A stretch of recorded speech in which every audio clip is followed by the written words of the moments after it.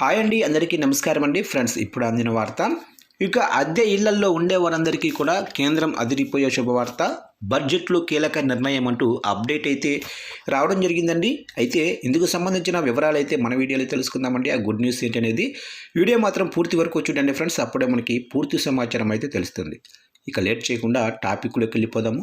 ఇక గ్రామాలు పట్టణాల నుంచి ఉపాధి విద్య కోసం లక్షలాది మంది నగరాలకు చేరుకుంటారు. అక్కడే శాశ్వత నివాసం ఏర్పాటు చేసుకొని కొంతమంది ఉంటే ఆర్థిక స్తోమత లేని వారు అద్దె ఇళ్లలోనే ఉంటూ ఉంటారు. ఇక నగరాల్లో లక్షలాది మంది ఇలా ఎన్నో ఏళ్లుగా అద్దె ఇళ్లలో ఉంటూ జీవనం సాగిస్తుంటారు. ఇక కేంద్ర ప్రభుత్వం వీరికి ప్రయోజనం చేకూర్చేలా పలు రూల్స్ను ఇప్పటికే ప్రకటించింది. అయితే ఫిబ్రవరి 1న బడ్జెట్ ప్రవేశపెట్టనున్న క్రమంలో వీరికి సంబంధించి కేంద్ర ప్రభుత్వం పలు కీలక నిర్ణయాలు తీసుకుంటుందని వినిపిస్తున్నాయి. ట్యాక్స్ మినహాయింపులతో పాటు కొత్తగా ఇల్లు కొనుక్కునే వారికి లబ్ధి చేకూర్చేలా పలు ప్రకటనలు ఉంటాయని తెలుస్తుంది. ఇక నేషనల్ రెంటల్ హౌసింగ్ మిషన్ను కేంద్ర ప్రభుత్వం ప్రవేశపెట్టాలని రియల్ ఎస్టేట్ అత్యున్నత సంస్థ అయిన కేంద్రాయి ప్రతిపాదించింది. దీనిని వెంటనే అమలు చేయాలని బలంగా డిమాండ్ చేస్తుంది. దీని ద్వారా హోమ్ లోన్ల వడ్డీపై పన్ను మినహాయింపులు 2 లక్షల నుంచి 5 లక్షలకు పెంచాలని ప్రతిపాదించింది. ప్రస్తుతం నగరాల్లో వలసదారుల సంఖ్య పెరుగుతుంది.